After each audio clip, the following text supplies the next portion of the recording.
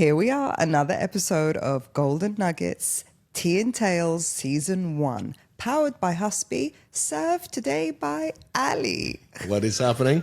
Pleasure to be on the show. You have been on my hit list for a while. You have a story to tell. I have a few. You've told snippets of it, but I want the details. The full thing. The full thing. Take you inside the ride. Right. So your latest reel was about how you got to become #1 agent in Australia, or was it like a little... In the area that I worked in, right. so my farming area. Mm-hmm. You sound like you're a bit of a pest. I still am. I still am. Right. Can you take us through that story, please? Tell us the tale. So... And the tea. I begun at a new real estate agency in a new area. For those who know real estate or have worked in real estate, outside of Dubai more so, because it's very different here, but you basically get given an area that you service and you need to dominate that area and absolutely pump it to make sure that you can get... Essentially, everyone wants to get to #1. Yeah. You're selling the most, you make the most, you're the most seen. Most you're the go-to person of that location. Mm-hmm. So I started at a new location. Nobody knew who I was. And my goal was to get to #1. The #1 agent at the time was a female who'd been #1 agent for 5 years, just over 5 years. Nobody could dethrone her. And being the pest and male that I am, I was like, I know I can get into her head if I play still ethically, but a little bit dirty. Just to get in her head, just to really, really get under her skin. So within 6 months, I was able to do that. There was a lot that went on and a lot that went involved. But honestly, I just targeted her. So anything that she done... Not targeted her or targeted her action? Her business. Like her business. Her business. Not so much targeting her, but targeted her business. Just to specify, yeah. Yeah. So we targeted her business. What does that look like? So say, for example, you are this female. You've just listed a property. It's gone on all the online portals. I had all the notifications turned on for these online portals. Her. Okay. For her, no, not just specifically for her, but for that area that I was covering. Right.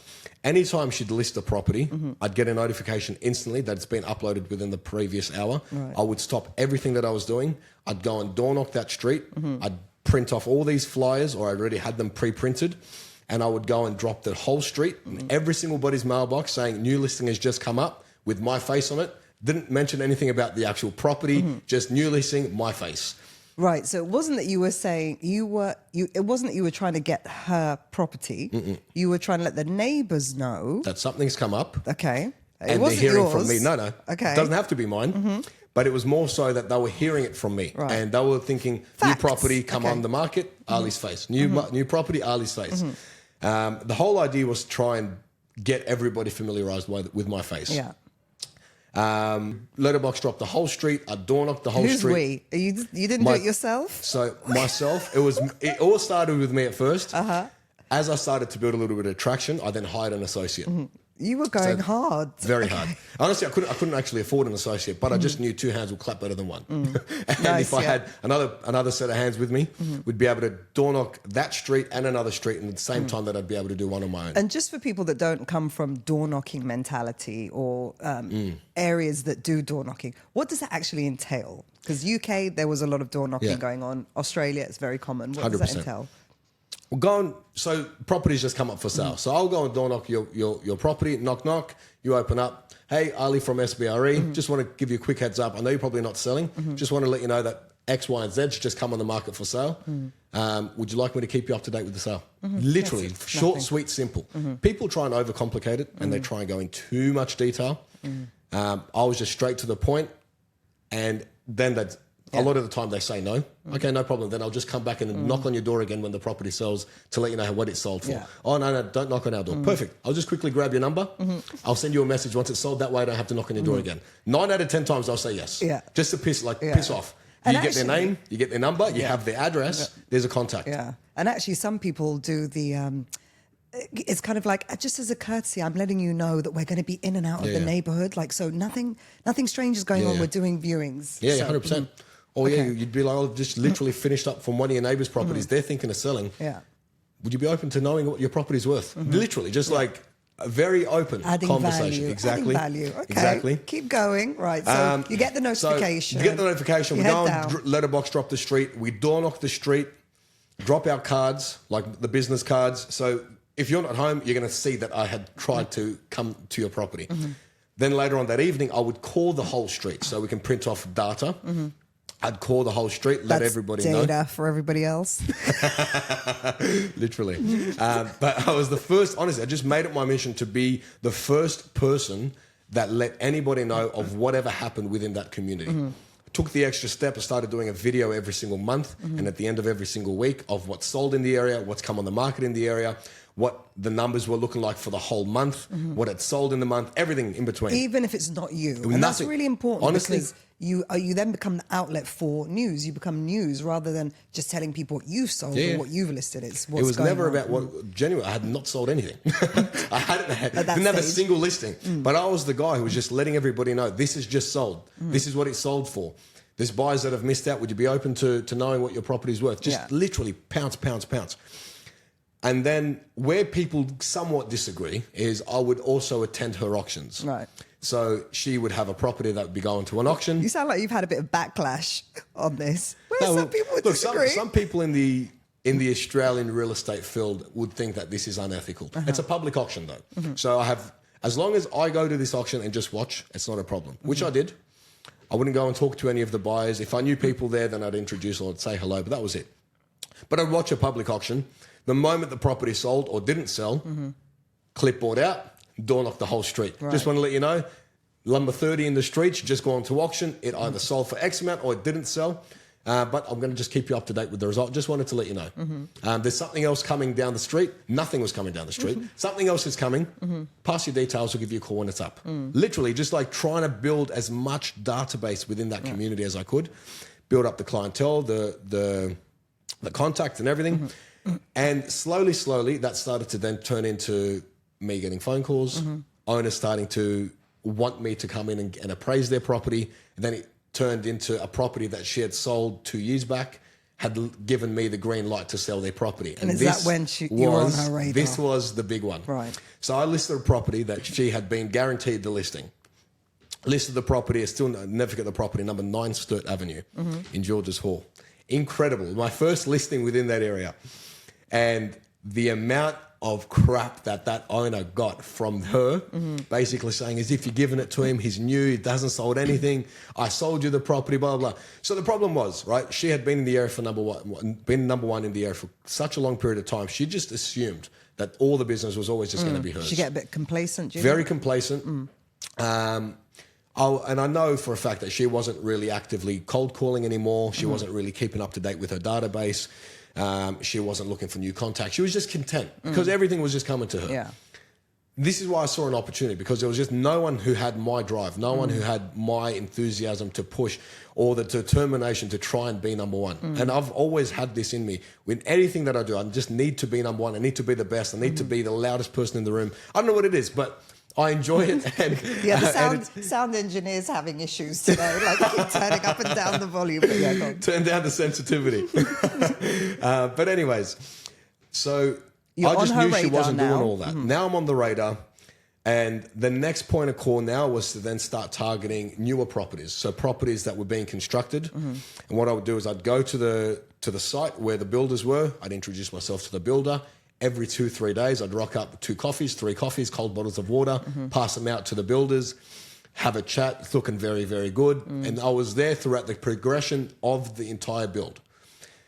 This one hurt her.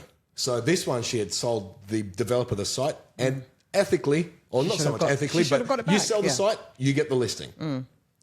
She'd never gone to the development though. So where my point of difference was, is I was there throughout Active. the building phase, throughout the fit out phase, throughout completion, everything. And I saw the whole thing go up, and I was with them every single week, minimum, every single week. And towards the end of the build, I was like, are we doing business or what? Like, I've been here throughout the whole thing. And he literally just said, Ali, it is wrong if I don't give it to you. Like, you haven't stopped. So I feel I can't give it to anybody else but you. So and what I've done... exclusivity is a thing there. It's all exclusive. Okay, right. So I signed the exclusive agreement with him. This is still about 3 to 4 months prior to completion. Right. But I just pushed to get the exclusivity signed at this point so I could get under her skin even more. What I've done is I've done a social media post. I put $500 towards the post. I sponsored it, the whole thing. Video at the front with a hard hat on, walking down through the driveway saying, welcome to my 2 new listings on Birdwood Road, number 131 and 131A Birdwood Road. Coming to market soon. It's still under construction, but register your interest now. And that got back to her. She then called the builder. It's blowing up. Why are you giving it to him? Blah, blah, blah. And this is when I knew that really I was starting to get under the skin. Right. I started to then build some really, really good momentum behind me. She was then... honestly, I was just living in her mind rent-free. Everything she'd done, she just knew that I was going to be there. She'd list a property, I was there before her associates. She'd sell a property, I'd be the first one to door knock it and let the whole community know.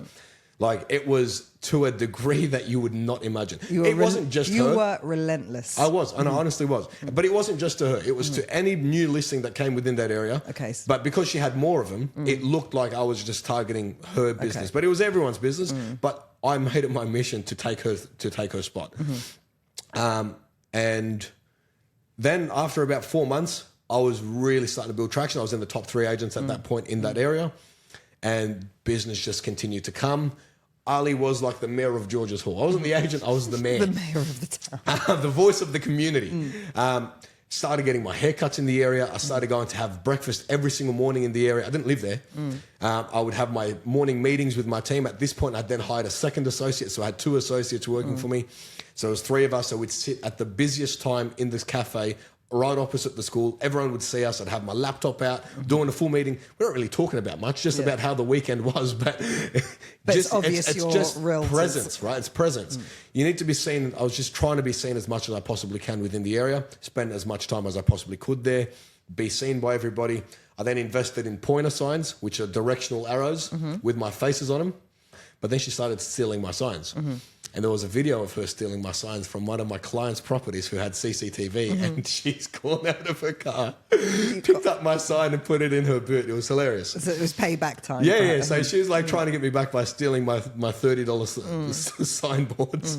And then, within 6 months, I had really dethroned her, got to that number 1 spot.